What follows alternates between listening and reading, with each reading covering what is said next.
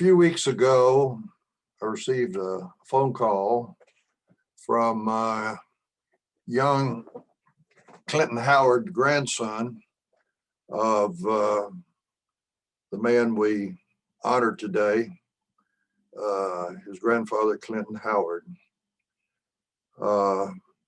He wanted me to say a few words recorded, and I wasn't sure. He didn't exactly say what format or how long or the content.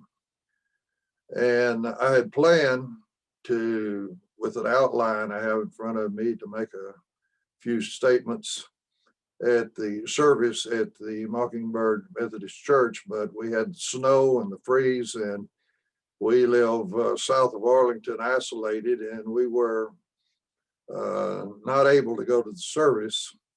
But I've tried to put something together just like I would have done if it had been in the church with the family and close friends. And these are my thoughts that I hope maybe can be shared over the web with the many hundreds that I have run through over my travels lecturing that knew him from AvaCare and Royal Body Care and RBC Health, that would like to know something about our relationship possibly. It has been I don't know whether to say this or not, but it's been a very difficult thing to see the last few years, just the observations as his wife, Kathy, would help him try to come into Rotary meetings.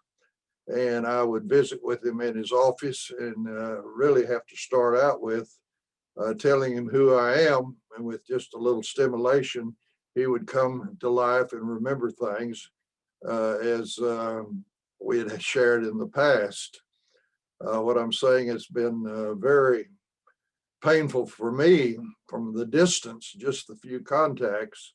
And as you're here with Kathy, I wish it were possible that those close to her put their arms around her, let feel the warmth of her body, and for words aren't adequate to give some comfort, that kiss her on the forehead and say, I wish that this could erase all the pain and frustration and heartache you've had in the last few years, 24 hours a day, 7 days a week, as Clinton has been slowly leaving us.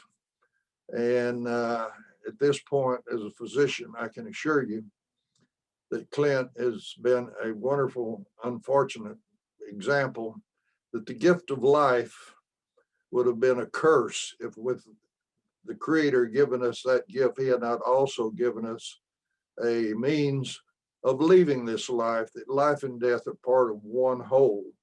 And that, who knows, in faith, that this is not the end of existence, but the starting of a new existence.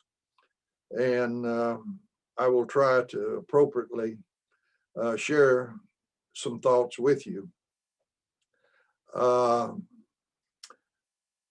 This is also a time of desired solace. And about 7 decades ago, I was a evangelistic minister, young one, going from small cities to small villages in Texas on the revival circuit, that the small tabernacles in each town, each church would rotate through, and I would come through for 5 days and a Sabbath Sunday. First, 1 year delivering the messages, and it caused so much upheaval what I had to say that then I was an evangelistic song leader and sang at these occasions. And I'd like to share, hopefully, that this is some solace to the loss and pain in the hearts of those that love Clint. I'll walk with God from this day on His helping hand I'll lean upon. This is my prayer, my humble plea. May the Lord be ever with me. There is no death, though eyes grow dim. There is no fear when I'm near to him. I'll lean on him forever, and he'll forsake me never. He will not fail me so long as my faith is strong. Whatever road I may walk alone, I'll walk with God. I'll take his hand. I'll talk with God. He'll understand. I pray to him each day, to him, and he'll hear the words that I say. His hand will guide my throne and rod, and I'll never be alone when I walk with God.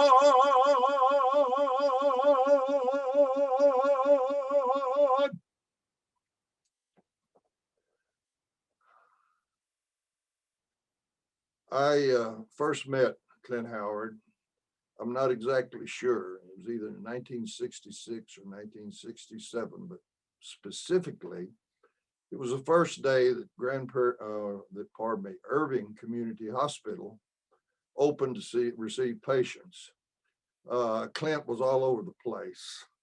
I had been asked as a upper resident at Parkland with a cohort to come help set up the clinical laboratory in the new hospital, where our senior resident, Jim Ketcherset, had received the contract to be their pathologist. I think he spent his career there. Clint was all over the place. The word was that he was head of the finance committee to raise the funds in the community to build the hospital, and he was the chief donor, and they had elected him to be chairman of the board. And I might add that I believe he stayed on the board for at least 20 years, and that when they opened the new cancer treatment center, they named it the Howard Cancer Center in respect and honor of the years of his service to the community and the hospital. Also, one of the reasons Clint was around is that in the laboratory, he had over in Dallas a reference laboratory called Bioassay. And I might add, he was a pioneer and innovator in this country for developing a laboratory service of this nature. Before him, these various reference laboratories had folders or pages they sent out that were about as inviting as a page out of the phone book for their services. He used high quality paper, photographs of the outside, inside of his facilities, and he gathered the tests in a meaningful way and went out and served this. And the very same pathology resident that was with me that first day, and I developed Pathology Associates Reference Laboratory and sought at least in the Texas area, to compete with Clint's bioassay, which as he was really developing the field, and I say sought to compete because we never did really do much competition when you consider how vast his development was. And my understanding is that eventually the biggest clinical laboratory in the country now, with in all the states, started with acquisition of bioassay over in Dallas and has grown to cover the country. Pardon me while I refer to my notes.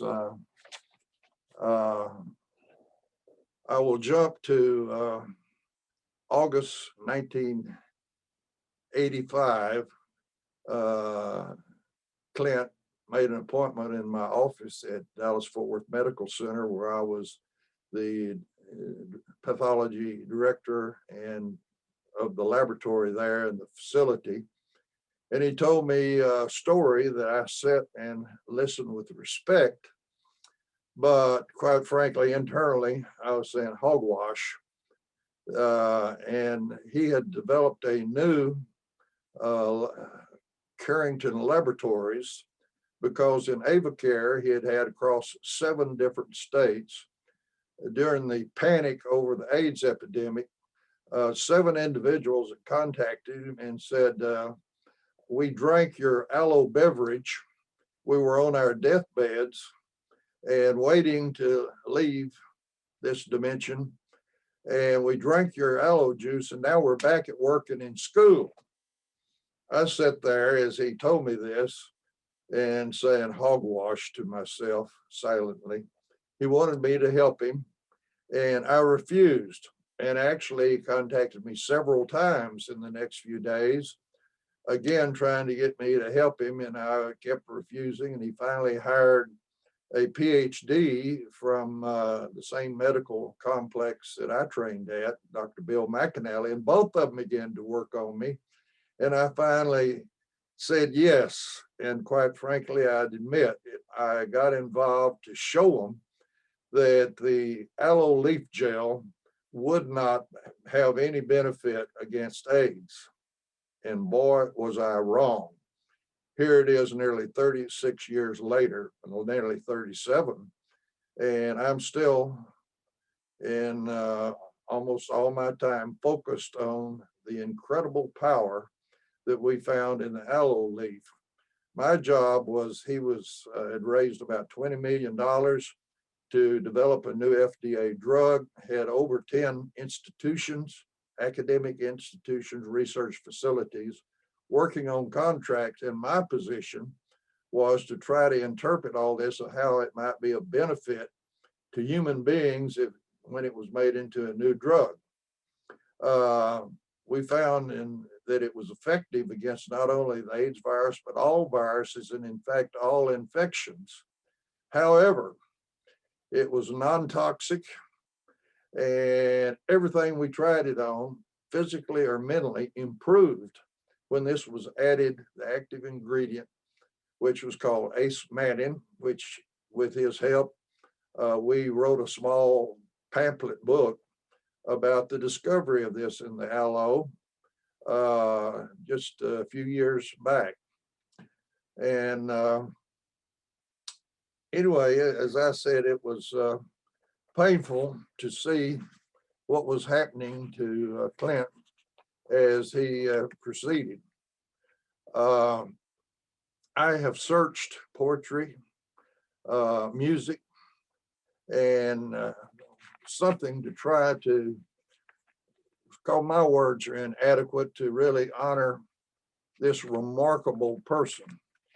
And I finally found some words and music put together by Sigmund Romberg and Oscar Hammerstein.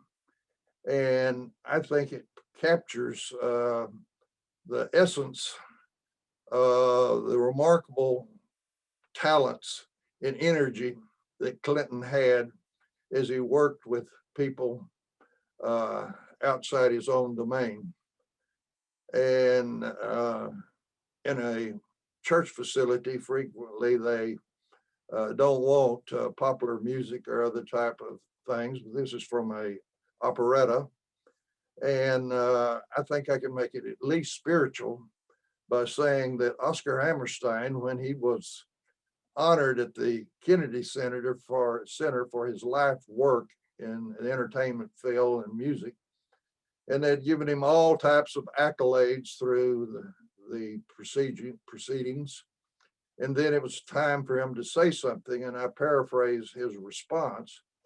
He basically got up and very humbly said that a successful musician and lyricist frequently is given one new tune to add to all the music of the world, and that the creator had possibly given him 3 or 4 new tunes, and that all the praise and accolades should be to that source of creation. And I share with you these final words that I think capture the man we honor today and his life. You have dreams. If you act, they will come true. Would you live your dreams? For a fact, it's up to you. If you have the soul and the spirit, never fear it, you'll see it through. Hearts can inspire other hearts with their fire, for the strong obey when a strong man shows them the way. Give me some men who are stout-hearted men who will fight for the right they adore. Start me with 10 who are stout-hearted men, and I'll soon give you 10,000 more. Shoulder to shoulder and bolder as they grow to the fore. Then there's nothing in the world can halt or mar a plan. When stout-hearted men can stick together, man to man.